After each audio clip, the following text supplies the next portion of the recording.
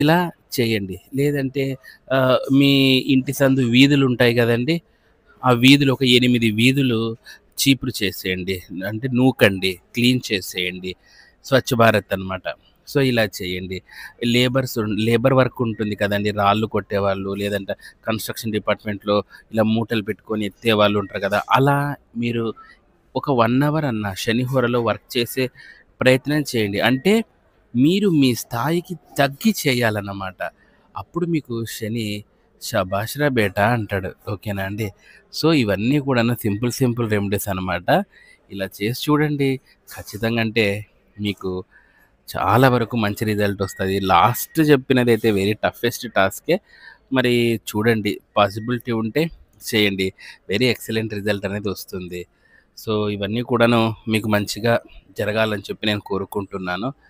ఇక వచ్చే టాపిక్‌లో ఇంద్రనీలం కన తర్వాత